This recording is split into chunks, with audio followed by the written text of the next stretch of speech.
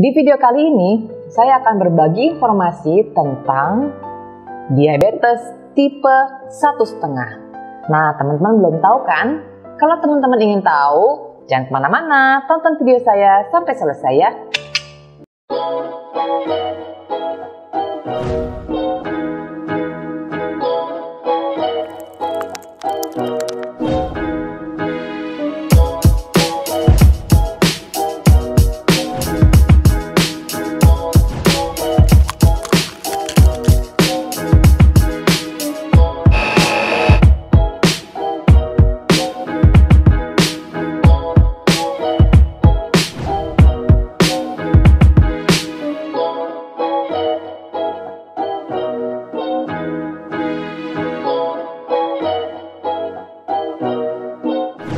Sumaila Cakes, kue rendah karbo yang enak. Hai teman-teman, saya Tecika. Channel ini akan selalu berisi informasi seputar diabetes dan gaya hidup sehat. Buat teman-teman yang diabetes atau kepingin tahu gaya hidup sehat, jangan lupa untuk subscribe dan aktifkan tanda lonceng ting-tong supaya teman-teman dapat notifikasi kalau saya upload video baru. Teman-teman, video saya kali ini akan membahas tentang satu jenis tipe diabetes yang jarang sekali orang mengetahuinya. Teman-teman mungkin taunya ada diabetes tipe 1 dan diabetes tipe 2. Ternyata ada satu lagi jenis tipe diabetes, yaitu diabetes tipe 1,5. Sebelum kita bahas tentang diabetes tipe 1,5 ini, yuk kita sama-sama ingatkan lagi apa itu diabetes tipe 1 dan apa itu diabetes tipe 2. Jadi kalau diabetes tipe 1 adalah kondisi di mana tubuh mengalami defisiensi insulin atau kekurangan hormon insulin. Hal ini disebabkan karena organ pankreas itu mengalami kerusakan sehingga sangat sedikit memproduksi insulin. Dan seumur hidupnya teman-teman diabetes tipe 1 ini membutuhkan bantuan exogenous insulin atau suntikan insulin. Kemudian diabetes tipe 2. Diabetes tipe 2 ini adalah kondisi di mana tubuh mengalami sufisiensi insulin. Artinya, hormon insulin yang diproduksi dalam tubuh teman-teman itu justru berkecukupan. Akan tetapi, karena gaya hidup yang buruk, maka tubuh memasuki kondisi yang bernama resistansi insulin, di mana tubuh justru menolak aksi dari insulin yang tugasnya mengantarkan gula ke dalam sel. Untuk mengetahui diabetes tipe 1,5, ada beberapa poin pembahasan yang akan saya sampaikan ke teman-teman. Yang pertama, apa itu diabetes tipe 1,5? Kemudian yang kedua, gejalanya. Dan yang ketiga, bagaimana penanganannya.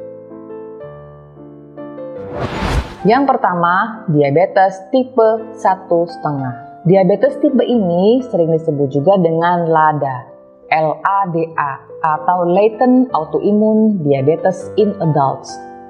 Diabetes tipe 1,5 mempunyai karakteristik diabetes tipe 1 dan tipe 2. Artinya, tubuhnya sebetulnya masih bisa memproduksi insulin, namun ada kondisi autoimun. Diabetes tipe 1,5 ini terjadi di usia 25 tahun ke atas dan merupakan bentuk progresif dari diabetes tipe 2 yang tidak ditangani dengan baik sehingga menimbulkan kerusakan pada organ pankreas.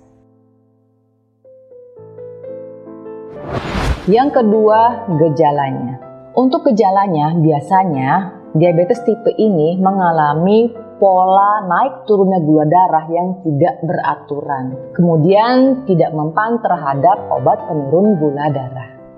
Kemudian lagi terjadi penurunan berat badan secara tiba-tiba dan drastis. Yang ketiga, penanganannya. Untuk mengetahui jenis penanganannya, harus dilakukan pemeriksaan yang lebih lengkap lagi, yaitu pemeriksaan autoantibodinya dan kadar C-peptida. Pemeriksaan autoantibodi dilakukan untuk mengetahui status autoimunnya. Apabila ternyata dari hasil pemeriksaan terdapat satu autoantibodi, maka bisa dikatakan bahwa ia mengalami autoimun. Kemudian lagi periksakan kadar C-peptida. Buat teman-teman yang belum tahu C-peptida itu apa, jadi ini adalah residu yang dikeluarkan bersamaan dengan insulin oleh organ pankreas untuk mengatur kadar gula dalam darah. Jadi keberadaan C-peptida ini selalu bersamaan dengan keberadaan insulin dalam darah. Hanya saja keberadaan C-peptida ini lebih lama 5 kalinya dari hormon insulin. Misalnya kalau hormon insulin itu berada dalam darah hanya 5 menit, maka kadar C-peptida akan berada 5 kali lebih lama, sekitar 20-25 menit.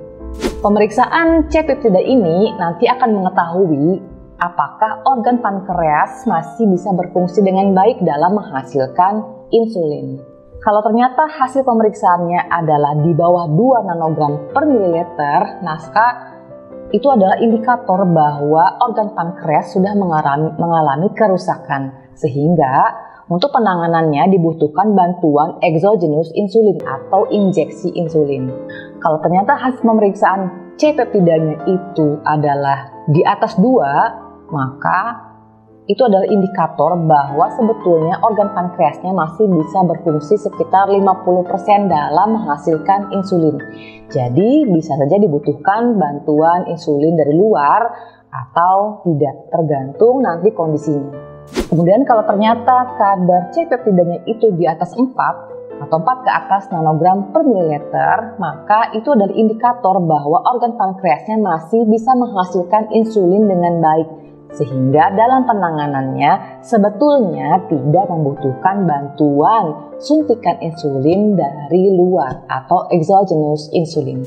Nah teman-teman, sekarang teman-teman sudah tahu apa itu diabetes tipe 1,5, kemudian gejalanya, dan bagaimana penanganannya. Menurut pendapat saya, sebetulnya bila mana memungkinkan, setelah didiagnosa diabetes, teman-teman juga harus memeriksakan kadar C-peptidanya. Hal ini perlu teman-teman lakukan untuk mengetahui apakah organ pankreasnya masih berfungsi dengan baik atau tidak. Karena kalau masih baik, artinya masih bisa memproduksi cukup insulin, maka yang perlu teman-teman lakukan untuk menormalkan kadar gula darah adalah memperbaiki gaya hidup. Kalau teman-teman ingin menormalkan kadar gula darah secara alami, teman-teman bisa ikuti 5 tips yang saya bagikan dalam salah satu video saya.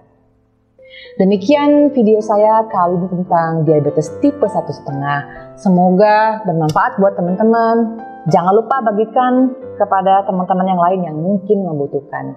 Dan tuliskan di bawah kalau ada pertanyaan atau komentar. Sampai jumpa di video saya selanjutnya. Salam!